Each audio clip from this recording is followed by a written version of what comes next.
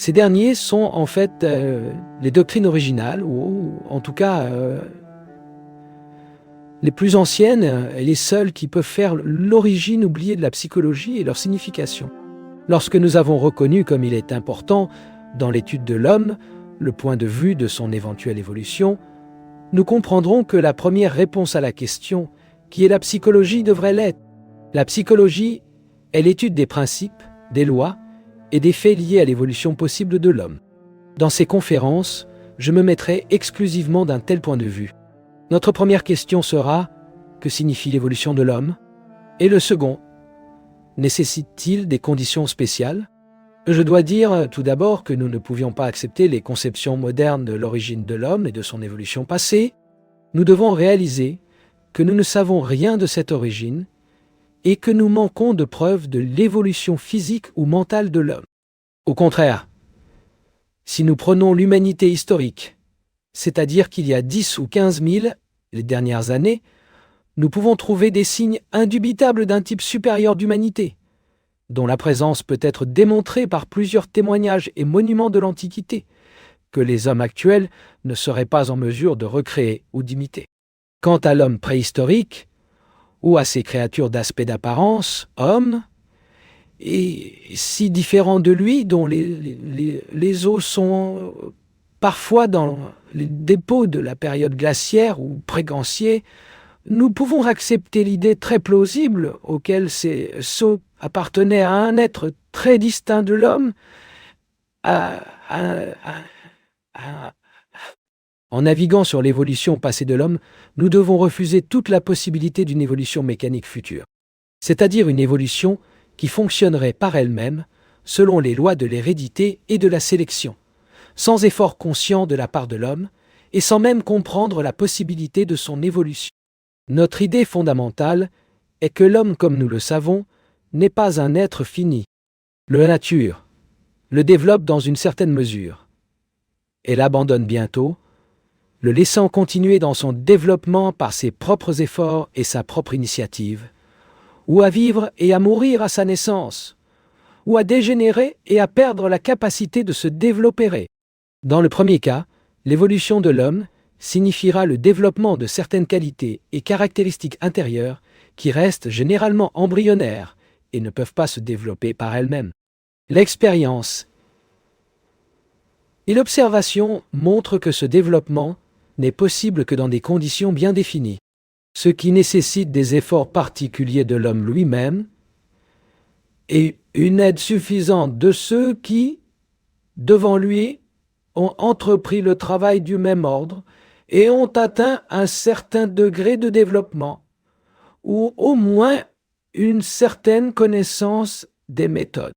Nous devons partir de l'idée que, sans effort, l'évolution est impossible et que sans aide est tout aussi impossible.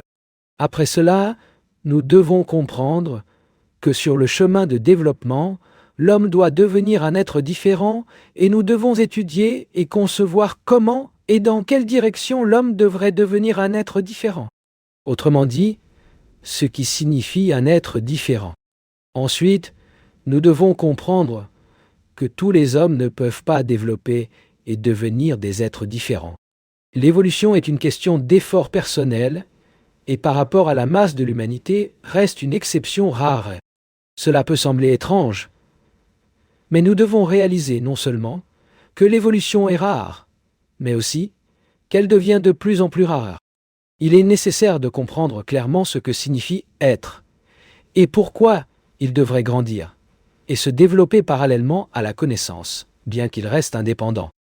Si les connaissances prévalent sur l'être ou la connaissance, cela entraînera toujours un développement unilatéral et un développement.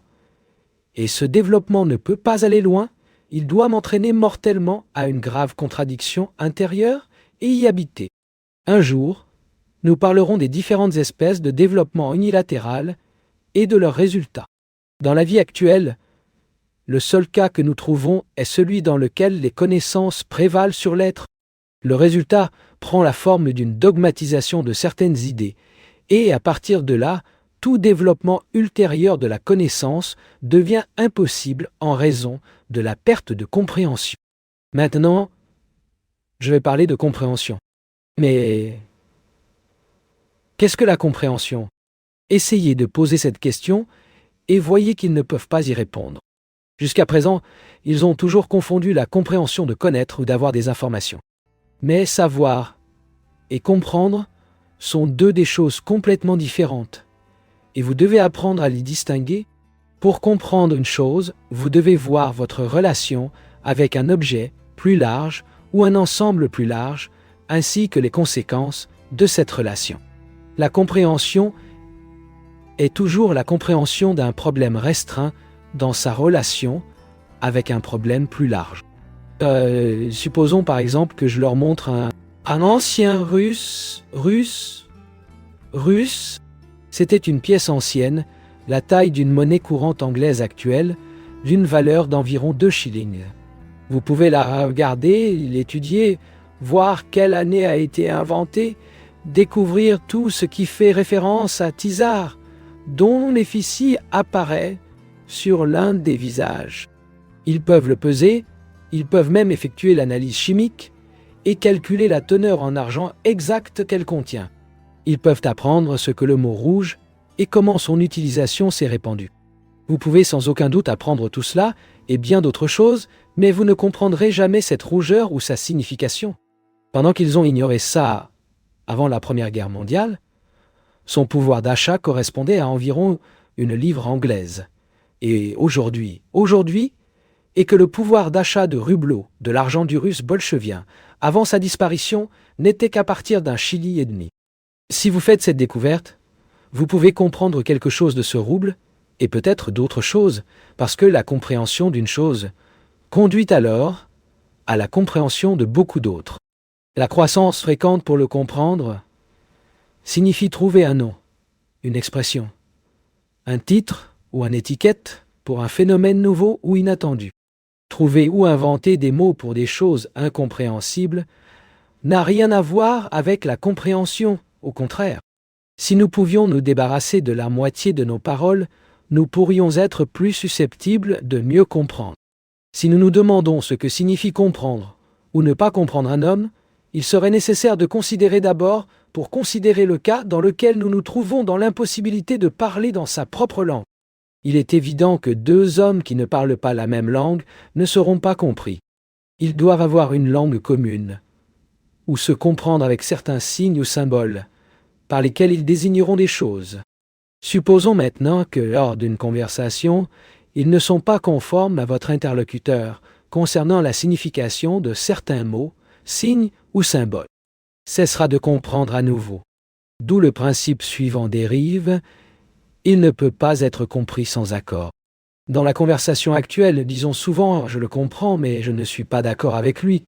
Du point de vue de l'enseignement que nous étudions, c'est impossible. S'ils comprennent un homme, ils sont d'accord avec lui. S'ils ne sont pas d'accord avec lui, ils ne le comprennent pas. Il est difficile d'accepter cette idée. Et cela signifie qu'il est difficile de le comprendre. Comme je viens de le dire, il y a deux côtés de l'homme qui devraient être développés pendant le cours normal de son évolution connaissance. Et être, mais ni connaissance ni l'immobilisation ou rester dans le même état. Si l'un d'eux ne se développe pas et ne se renforce pas, diminue et s'affaiblit, la compréhension est, en quelque sorte, la moyenne arithmétique entre la connaissance et l'être. Et cela montre la nécessité d'une croissance simultanée des connaissances et de l'être. Si l'un des deux diminue à mesure que l'autre augmente, il ne modifie pas la moyenne arithmétique. Cette idée vous permet d'expliquer pourquoi la compréhension signifie être d'accord. Afin de comprendre deux hommes, ils doivent non seulement avoir des connaissances égales, mais ils sont également nécessaires pour être un être égal. Ce n'est qu'alors que ce sera une compréhension mutuelle.